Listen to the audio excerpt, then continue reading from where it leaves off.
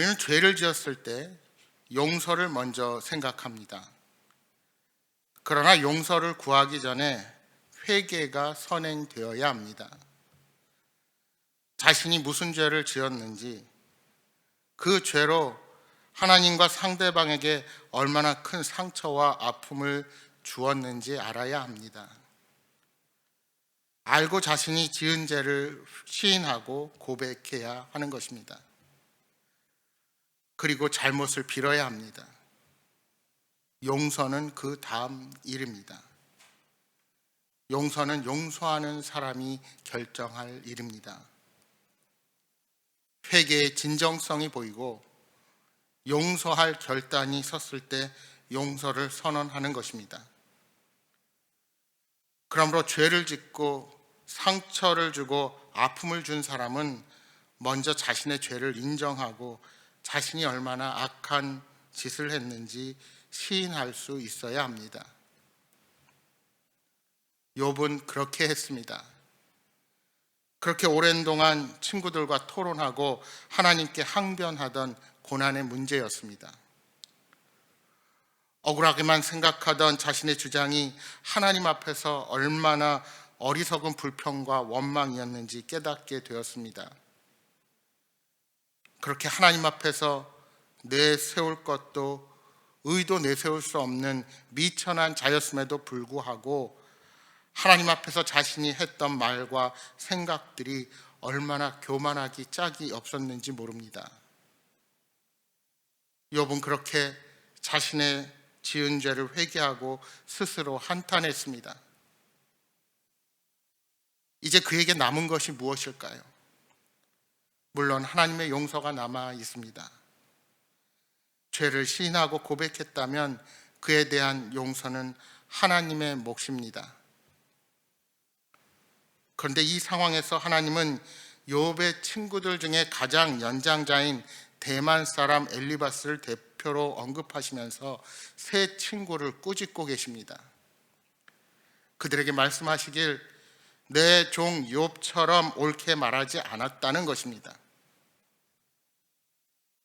욥의 친구들이 말하길 사람이 재앙을 당하는 이유는 반드시 죄 때문이라고 했는데 그 말이 틀렸다는 것을 확증하시는 것입니다. 그러니까 하나님 앞에 회개하는 욥을 용서하실 뿐만이 아니라 욥이 친구들에게 당한 억울함을 동시에 풀어주시는 겁니다. 친구들은 욥을 위로하기보다 정죄하기에 바빴습니다. 하루아침에 욥의 모든 재산이 날아갔습니다. 10명의 자식이 한날에 죽었습니다. 그런데 죄 때문에 생긴 일이고 죄가 커서 자식들이 모두 죽었다는 소리를 들었습니다. 위로한다고 찾아온 친구들은 욥의 가슴에 대못을 박았습니다. 욥의 가슴은 너무나도 아팠을 것입니다. 그래서 욥은 친구들을 향해 난폭한 위로자라 말하기도 했습니다. 그러니까 위로자도 친구도 아닙니다.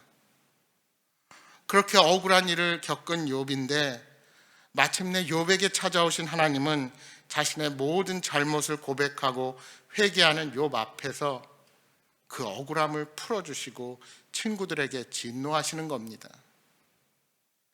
욥과 그의 친구들 앞에서 욥의 말이 옳았고 친구들이 틀렸다고 판정해 주신 것입니다. 그러면서 하나님은 욥을 정죄하던 세 친구에게 회개의 제사를 드릴 것을 명하셨습니다.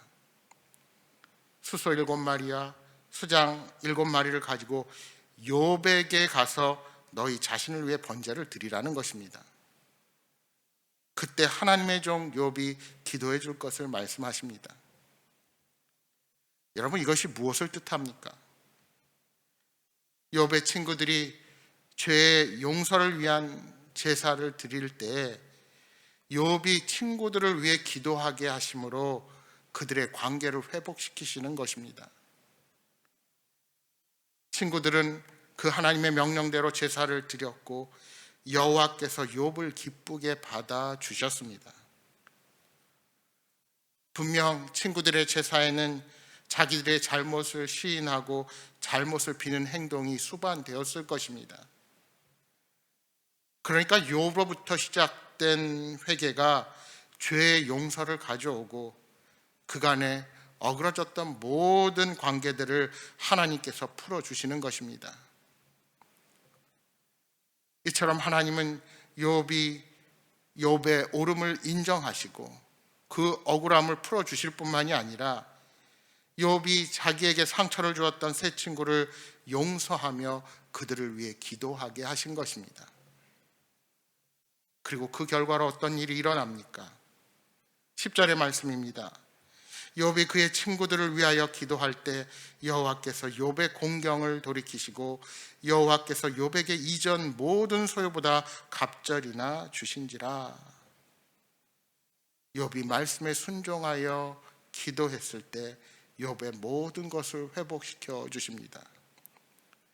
욥을 기쁘게 받으실 뿐만 아니라 그 이전 모든 소유보다 갑절이나 더 주신 것입니다. 그렇게 욥은 용서의 기쁨과 복을 누리게 된 것입니다. 물론 욥의 기도에는 친구들을 향한 용서도 있었을 것입니다. 마태복음 6장 14절 이하 15절에 예수님께서 기도를 가르쳐 주시면서 이렇게 말씀하십니다. 너희가 사람의 잘못을 용서하면 너희 하늘 아버지께서도 너희의 잘못을 용서하시려니와 너희가 사람의 잘못을 용서하지 아니하면 너희 아버지께서도 너희 잘못을 용서하지 아니하시리라. 무슨 말씀입니까? 우리가 하나님의 자녀라면 우리에게 죄 지은 자들이 회개할 때 용서해야 한다는 것입니다. 죄의 용서를 받기 원한다면 우리도 다른 사람을 용서해야 합니다. 때로는 도저히 용서하기 억울하고 너무 가슴이 아플 때가 있을 것입니다. 그럼에도 불구하고 용서할 때 하나님은 우리의 억울함을 풀어주시고 참된 평안과 기쁨을 허락해 주실 것입니다. 또한 욥의 친지가 함께 모여 욥을 위로하며 도움의 손길을 펼치게 하십니다. 그런데 이야말로 욥의 세 친구가 고통 중에 있던 욥에게 했어야 할 바를 행동이었습니다. 이처럼 고난당하는 사람과 함께 울고 위로하고 필요를 채우는 모습을 보일 때 하나님은 그 위에 은혜를 베푸실 뿐만이 아니라 모든 것을 회복시키시고 원래 가졌던 것보다 갑절의 재산을 얻게 하십니다. 여러분, 재앙이 무엇 때문에 왔는가에 대한 판단과 정죄가 아니라 함께 울고 위로하는 것이 중요합니다. 또한 자기를 괴롭힌 사람에 대한 복수가 아니라 용서를 통해 뒤틀린 모든 것들이 바로잡히고 참된 풍요가 회복될 수가 있는 것입니다. 바라기는 판단보다는 공감을, 복수보다는 용서를 선택함으로 하나님이 베푸시는 참된 풍요의 복을 누리시는 여러분 모두가 되시기를 소망합니다. 욥의 가축은 재앙을 당하기 전보다 갑절로 늘었습니다. 그러나 자녀의 수는 재앙 이전과 동일하게 주어집니다. 여기에 대한 여러 추측과 해석이 있지만 분명한 것은 다시 자녀의 복을 주셔서 회복하게 하셨다는 것입니다. 특히 주목할 만한 것은 독특하게도 아들들이 아니라 세 딸에게 관심을 집중하고 있다는 사실입니다.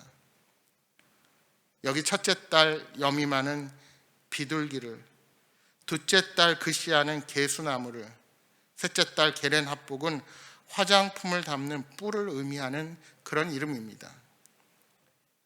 이 세 딸은 미모가 출중했을 뿐만 아니라 고대 근동 사회에서는 드물게 아들과 동일하게 아버지의 유산을 물려받았다는 사실을 우리가 알 수 있습니다.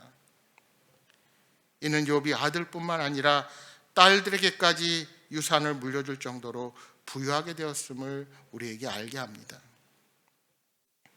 욥은 아들과 손자 4대를 보며 장수의 복을 받았을 뿐만 아니라 나이가 들어 평안히 생의 마지막을 맞는 복까지 누렸습니다. 이처럼 하나님은 의인의 고난을 경험하게 하실 수 있으나 결국은 모든 것을 회복시키시고 더 큰 복으로 갚아주시는 분이십니다. 그렇습니다. 하나님은 우리에게 복을 주시는 분이십니다. 그러나 그 복은 물질적인 복이 아닌 우리의 영혼을 회복시키는 데 있다는 사실을 우리는 기억해야 합니다. 우리는 잠깐의 세상의 부와 명예를 마치 하나님의 선물로 착각하여 세상의 잣대로 판단하는 어리석음을 범할 때가 많이 있습니다.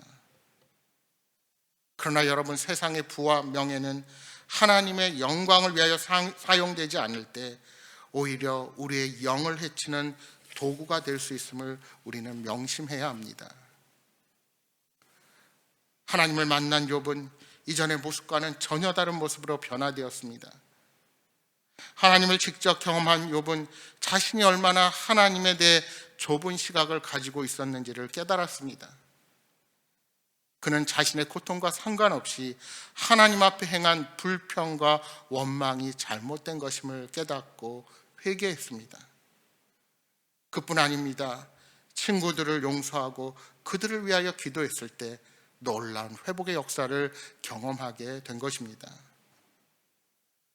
사랑하는 여러분, 이제 올 한 해도 끝이 나고 새로운 한 해를 맞이하게 됩니다.